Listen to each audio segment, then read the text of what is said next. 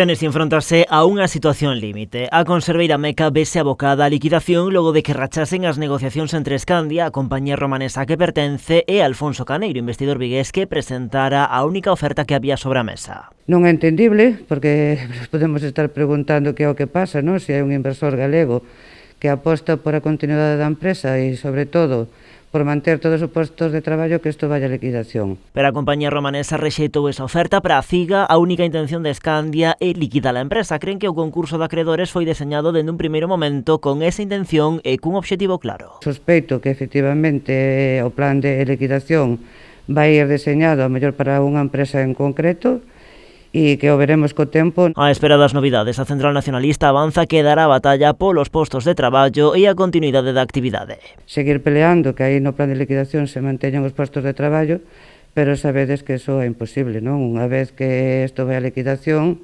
o valor da empresa xa non é o mesmo e, sobre todo, que o que son os activos da empresa pois xa está prácticamente deteriorado. Sospeito que os traballadores pois irán ao expediente de regulación de emprego, serán a un ERE e irán para casa e logo no plan de liquidación vamos a estar moi pendientes como se deseña, non? Mais alá da mala actitude dos responsables de Scandia, a CIGA tamén pon en entredito o papel da Xunta. A conselleira de Industria asegura que seguirá traballando para buscar unha solución, pero Rosa Buin, entretanto, lamenta que o goberno galego se deixase mangonear polo bufete de abogados contratado pola compañía romanesa. Os gobernos teñen que ter armas políticas, e teñenas, armas políticas para decir aos señores, vamos a salvar esta empresa e vamos a sentarnos aquí como hai que sentarse, non? E carga tamén contra a Comisións Obreiras e o alcalde do Grove. O silencio de Comisións Obreiras, e incluso me parece que o alcalde do Grove tampouco estuvo á altura das circunstancias para defender o que é o mantenimento dos postos de traballo.